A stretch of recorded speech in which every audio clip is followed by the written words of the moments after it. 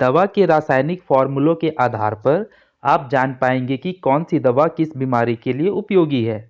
पूरा वीडियो देखने के बाद आप किसी दवा के अंत में लिखे फॉर्मूले से यह जान पाएंगे कि यह दवा किस रोग के काम आएगी।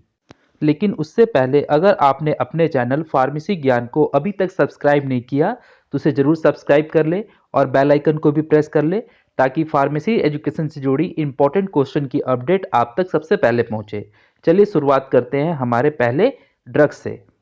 जिन दवाओं के फॉर्मूले के अंत में CAINE कैन लगा होता है वे शरीर के छोटे स्थान को सुन्न करने के लिए इस्तेमाल किए जाते हैं। इसे लोकल एनेस्थेसिस के नाम से भी जाना जाता है। इनके उदाहरण है बेंजोकैइन जेल, प्रोकैइन जेल, आइडोकैइन जेल। इसमें बेंजोकैइन जेल का इस्तेमाल पेन रिलीफ के लिए भी किया जाता है। मुंह के छाले के दर्द से राहत के लिए भी इसका इस्तेमाल होता है। सामने आप स्क्रीन पर इस ड्रग से जुड़े कुछ प्रोडक्ट आप देख रहे हैं जो कि मार्केट में अवेलेबल हैं। आइए अब बात करते हैं हमारे दूसरे ड्रग्स की। उन दवाइयों के अंत में जिनमें AFIL एफिल लिखा हुआ हो उसे सेक्स उत्तेजना पैदा करने वाला ड्रग्स कहा जाता है। इस ड्रग्स के एग्जाम्पल हैं एवेनाफिल, सिल्डेनाफिल, टेडेलाफिल और वेडेनाफिल। यह टारगेटेड थेरेपी पर कार्य करता है जो काम की उत्तेजना बढ़ाता है। लेकिन यहाँ आपको इस बात का विशेष ध्यान रखना है कि इस ड्रग्स के लेने से वीर्य में स्पर्म यानी शुक्राणुओं की संख्या पर कोई प्रभाव नहीं पड़ता। आइए इस प्रकार के ड्रग्स के कुछ एग्जाम्पल देखें जो कि मार्केट में अवेलेबल हैं। सामने स्क्रीन पर आप देख सकते हैं इस ड्रग्स के कुछ एग्जाम्पल। जिन दवाइयों के अंत में प्राजोल PRAZOLE रहता है वे गैस की समस्या को ठीक करने के लिए प्रयोग में लाई जाती है। प्राजोल के उदाहरण है रेबीप्राजोल, ओमीप्राजोल, पेंटाप्राजोल, लैंसोप्राजोल। इनमें रेबीप्राजोल स्टमक और एसोफेगस प्रॉब्लम को ठीक करने में, जिनमें कि अल्सर के कारण होने वाली गैस को ठीक करने में इस्तेमाल किया जाता है। साथ ही साथ हमारे पेट में मौजूद एसिड की मात्रा बढ़ जाने को भी ये क्या करता है, कंट्रोल करता है। इनमें मौजूद ओमिप्राजोल को स्टमक और एसोफेगस प्रॉब्लम में एसिड रिफ्लैक्स और अल्सर के लिए भी उपयोग किया जाता है और इनमें एसिड जो ज़्यादा होती है उसे ये कंट्रोल करते हैं। प्राजोल के जो दो और उदाहरण हैं जिनमें पेंटाप्राजोल और लैंसोप्राजोल हैं, इनका भी काम स्टमक और एसोफेगस में हुई प्रॉब्लम, अल्सर के कारण या एसिड रिफ्लक्स या एसिड के ज़्यादा हो जाने के कारण उनमें ये डिक्रीज करते हैं। साथ ही साथ अगर कफ है और या सॉलोइंग है उसे भी ये क्या करते हैं, कंट्रोल करते हैं। तो इस तरह से हम देख रहे हैं कि जिनके लास्ट में प्राजोल होता है वो गैस्ट्रिक से जुड़ी बीमारियों को दूर करने में उपयोगी होते हैं। इनके कुछ प्रोडक्ट जो मार्केट में अवेलेबल है आप स्क्रीन पर देख सकते हैं। जिन दवाइयों के फॉर्मूले के अंत में AZOLE एजोल लगा होता है वो एंटी फंगल के रूप में प्रयोग में लाई जाती है, यानी दाग, खाज, खुजली में इनका इस्तेमाल होता है। एजोल के उदाहरण हैं क्लोट्राइमाजोल, फ्लूकोनाजोल, माइकोनाजोल, इंट्रोकोनाजोल। क्लोट्राइमाजोल का इस्तेमाल स्किन इन्फेक्शन और एथलीट फुट जैसे कि हाथी पाँव भी कहा जाता है, जॉक टिच, रिंग वॉर्म और अदर फंगल स्किन इन्फेक्शन के लिए किया जाता है। साथ ही इसका इस्तेमाल पिथरियाटिस और लाइटनिंग और डार्कनिंग ऑफ द स्किन यानी गले के पास, चेस्ट के पास, आर्म के पास, लेग के पास जो लाइटनिंग आ जाती है, धब्बे आ जाते हैं सफ़ेद रंग के या काले रंग के, उनके इस्तेमाल में भी इस ड्रग्स का इस्तेमाल किया जाता है।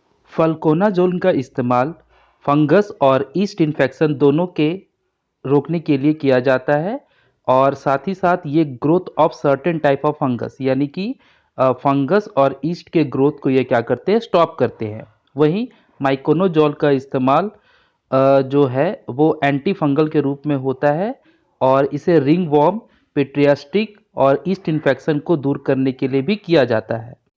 इंट्राकोनाजोल का इस्तेमाल mouth, throat, lungs, finger nails में हुई फंगस इन्फेक्शन को दूर करने में किया जाता है। स्किन पर आप एजोल के कुछ उदाहरण देख रहे हैं जो कि मार्केट में अवेलेबल हैं, जो कि फंगस और ईस्ट इन्फेक्शन को दूर करने में इस्तेमाल किए जाते हैं। इनके अलावा जिन दवाइयों के फार्मूले के अंत में CILLIN सिलिन लगा होता है, वो एंटीबायोटिक के तौर पर इस्तेमाल की जाती है, यानी बैक्टीरिया के कारण होने वाले इन्फेक्शन को रोकने में इनका इस्तेमाल होता है। सिलिन के उदाहरण हैं penicillin G tablet, penicillin V tablet, ampicillin tablet, amoxicillin tablet.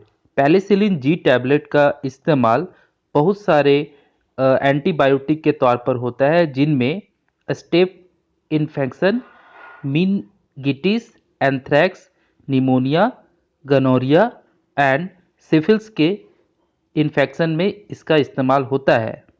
वहीं पेनिसिलिन वी का इस्तेमाल streptococcal upper respiratory tract infection, scarlet fever और एरिस्पील्स इन्फेक्शन के लिए किया जाता है। एम्पिसिलिन टैबलेट का use infection of throat, sinus, lungs, reproductive organs में हुए इन्फेक्शन, यूरिनरी ट्रैक्ट में हुए इन्फेक्शन और गैस्ट्रोइंटेस्टिशियल ट्रैक्ट यानी GIT इन्फेक्शन के उपयोग में उपचार में किया जाता है। वहीं एमॉक्सिसिलिन एंटीबायोटिक का इस्तेमाल urinary tract infection UTIs, dental abscesses infection, pneumonia, chest infection और चिल्ड्रन में के कानों में हुए इन्फेक्शन और चेस्ट इन्फेक्शन में उपचार हेतु किया जाता है। सिलिन के कुछ एग्जाम्पल जो मार्केट में अवेलेबल हैं, आप स्क्रीन पर देख रहे हैं, ये इसके कुछ प्रोडक्ट है जो कि आपको मार्केट में मिल जाएंगे। जिन दवाइयों के अंत में OLOL ओलोल लिखा रहता है, वे बीटा ब्लॉकर के रूप में प्रयोग में ली जाती हैं। इन दवाइयों से ब्लड प्रेशर कंट्रोल, हृदय आघात यानी कि हार्ट अटैक रोकने, चेस्ट पेन से राहत लेने के लिए ली जाती है। ओलोल के कुछ उदाहरण इस प्रकार हैं: एटिनोलॉल, मेटोप्रोलोल, एसोनोलॉल।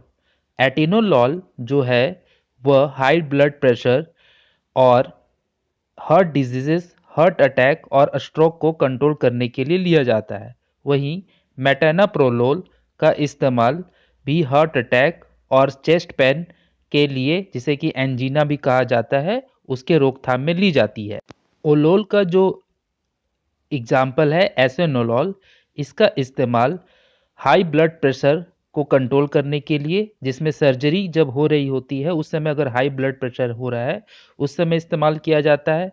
आफ्टर सर्जरी और ड्यूरिंग द मेडिकल प्रोसीड्यूर के दौरान अगर ब्लड प्रेशर हाई हो रही है तो उसमें इसका इस्तेमाल किया जाता है।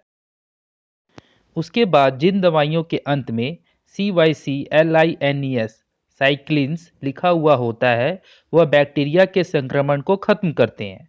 साइक्लिन्स के उदाहरण इस प्रकार हैं: टेट्रासाइक्लिन, ऑक्सीटेट्रासाइक्लिन, डुऑक्सीसाइक्लिन। टेट्रासाइक्लिन का इस्तेमाल बहुत सारे इन्फेक्शन जो बैक्टीरिया के कारण होते हैं, जिनमें निमोनिया और अदर रिस्पिरेटरी ट्रैक्ट इन्फेक्शन, जिनमें स्किन, आई, लिम्फेटिक इंस्टेंटेलियन जैसे यूरिनरी सिस्टम में हुए इन्फेक्शन को ठीक करने में इसका इस्तेमाल होता है।